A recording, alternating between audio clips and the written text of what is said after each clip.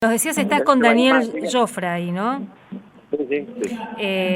Secretario general del Sindicato de Trabajadores Aceiteros, a quien agradecemos la posibilidad de charlar un ratito. Daniel, muy buenas tardes, ¿cómo estás? Alicia Rivas te saluda desde la radio de la universidad. Hola Alicia, ¿cómo estás? Muy Gracias bien. por llamar. Gracias por atendernos. Bueno, contanos, ¿qué hace el secretario general del Sindicato de Aceiteros en un congreso de educación? Qué lindo ese escenario. Contanos un poco. Bueno, mira, yo conocí a los compañeros de acá de Misiones en una jornada que se hizo en Ushuaia. Uh-huh.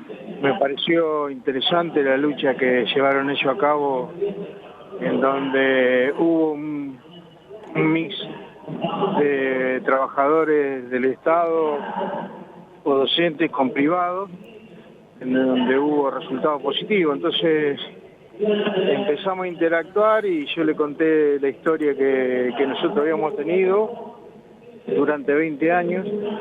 Y bueno, a ellos les interesó, creo que esa es la relación que tenemos aquellos que luchamos por los trabajadores y trabajadoras, y bueno, me invitaron a esta actividad acá en Monte Carlo, que me encanta a mí, me encanta Misiones en general, o sea, me encanta mucho la provincia de Misiones. Daniel, con gusto. Un poco esto de discutir el rol de los sindicatos también, vincularlos un poco con los procesos de lucha y de resistencia desde sectores de la educación, me parece muy interesante esa intersección ahí. Sí, porque en general la mayoría de los trabajadores privados saben muy poco de la problemática que hoy tienen los docentes, no solamente por el ajuste del gobierno nacional, sino por el ajuste de algunos gobiernos provinciales. Entonces, incluso yo le ofrecí allá en Ushuaia de que cuando nosotros hagamos el congreso puedan tener un espacio o una mesa ellos solos para que puedan contarle a los trabajadores, dirigentes privados, de cuál es la problemática. Me parece que en ese sentido la empatía comienza con la conciencia. Uh-huh. Y en la medida de que los trabajadores se concienticen de que no es solamente un salario magro que es el que cobran los docentes, que son formadores de nuestros hijos, sino que también hay situaciones que en cada provincia van variando, pero cada vez es más ajuste.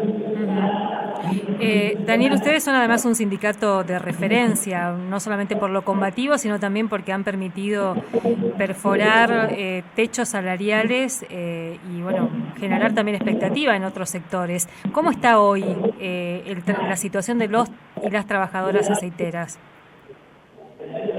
Mirá, nosotros tenemos una situación de privilegio con respecto a lo que es el 50% de los trabajadores de nuestro país, trabajador y trabajadora, en donde en su gran mayoría cobran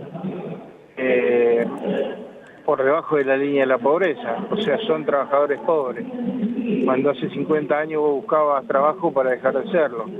Entonces, si bien nuestra situación, hoy vos imaginate que un peón aceitero o una peona que entra a trabajar con la categoría más baja y sin adicional está cobrando 1.560.000 pesos. Uh-huh, uh-huh. Y seguramente algunos que no conocen la historia van a pensar que como trabajamos en industria agroexportadora, donde tenemos el Paraná, tenemos puerto y exportamos, creen de que nosotros cobramos siempre así porque las empresas pudieron pagar. Uh-huh. Y sin embargo yo entré en el año 92 en una empresa multinacional que se llama Dreyfus y cobraba un salario de hambre, ¿me entendés? O sea, estuve 12 años cobrando un salario que tenía que vivir adentro, haciendo hora extra para poder sobrevivir afuera. Entonces, incluso hoy hay empresas chicas que están en el Mediterráneo, que no llegan ni a 50 empleados, que también pagan lo mismo que pagan la agroexportadora. Entonces,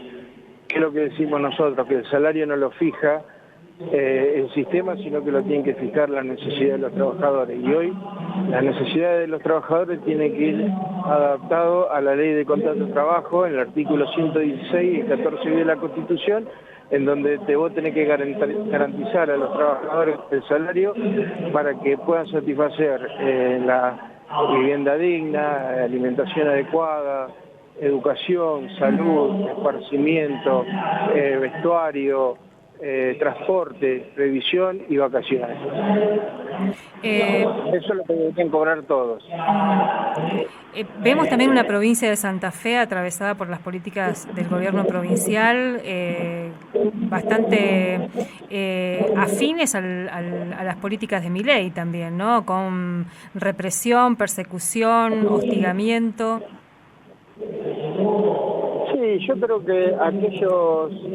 A ver, Milei parece un tonto, parece un ridículo, parece un payaso, pero fue uno de los estrategas mayores que tuvo este país, en donde asfixió a las provincias que siempre han dependido del Estado en distintas cuestiones. Y la actividad pública en las provincias se siente mucho más que en el Estado porque obviamente que depende de un aporte nacional. Y bueno, ese aporte hizo que no lo dejara de hacer, lo que implicó menos trabajo, más problemas para las provincias. Entonces se adaptó rápidamente a las políticas nacionales, obviamente, ¿no? Con una cuestión asfixiante y aparte también ideológicamente, ¿no? Porque, a ver, hay provincias que también la ha asfixiado y sin embargo no han tomado represalia con los trabajadores como hizo el gobierno de Puyaro. Y bueno, Puyaro no solamente castigó a los trabajadores públicos, sino también a los maestros, a todo lo que tenía alcance el gobierno. Las decisiones gubernamentales restringió, como si sería eso, el déficit cero sería un alivio para los trabajadores, no es así. Al contrario, que si vos en tu casa no le das de comer a tu hijo, no lo mandás a la escuela, no le compras ropa, no le compras útiles, no le das de comer, seguramente va a tener déficit cero. Pero bueno, hasta aquí ya del hambre que puedan tener en tu familia. Bueno, esto pasa también en el gobierno nacional y particularmente en el provincial de Santa Fe. Daniel, ¿y cómo estás viendo la reacción de las centrales sindicales, los distintos sindicatos? Ahora estábamos viendo, la UTA acaba de confirmar que no va a parar, ni el 29 ni el 30, dice una de las informaciones. ¿Cómo ves al movimiento obrero, entre comillas, ante esta situación? Sí, a ver, el movimiento obrero es una cosa y los sindicatos son otros. Los sindicalistas, que es particularmente los nacionales, ¿no? En donde evidentemente están en una situación de confort que le impide ver las necesidades que tienen los trabajadores de todo el país. Vos tenés que tener en cuenta de que los tiempos que tienen los trabajadores no es lo mismo de la que tienen los sindicalistas. Los trabajadores no pueden esperar más, en cambio los sindicalistas sí tienen tiempo, ¿viste? Que analizan, miran a ver qué es lo que puede pasar. Yo no creo que tengan temor, creo que es una cuestión de no perder algunas condiciones que ellos tienen gracias a los trabajadores, no gracias al gobierno.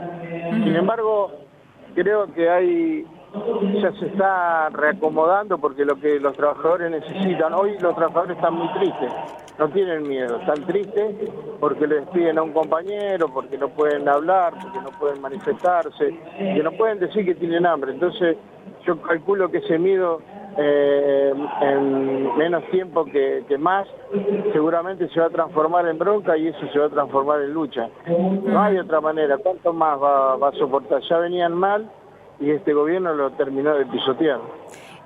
Daniel, ¿y qué estás viendo de Misiones en estas horas? Bueno, creo que yo me sorprendí, la verdad que cuando vine acá, mirá que yo estoy acostumbrado a ir a varios lugares, generalmente en Buenos Aires, está la actividad como pasa en todos los órdenes, ¿no? Económico, político. Parecería que si uno sale de Buenos Aires no existe, sin embargo el interior es el que maneja la producción para que se puedan alimentar lo de Buenos Aires. Pero yo acá me encontré con un grupo de trabajadores y trabajadoras que tienen ganas de luchar, que tienen ganas de salir de algunas situaciones que realmente son complicadas, ¿no? Es decir, trabajadores de campo, de la agricultura familiar, maestros, bueno, y los vi con ganas de luchar. Entonces me parece que eso es importante que tengan ganas de luchar, porque si no se lucha va a ser difícil que podamos torcer esta historia. Daniel, muchas gracias, Gracias por este tiempo. Un abrazo a ustedes. Les mando un abrazo grande. Hasta luego. Hablábamos con el secretario general del Sindicato de Aceiteros, de la federación que nuclea a los y las trabajadoras aceiteras, Daniel Jofra, que está en Montecarlo. Uno de los sindicatos, hay que decirlo, más contundentes a la hora de discutir pautas salariales, contundente también a la hora de las medidas de fuerza.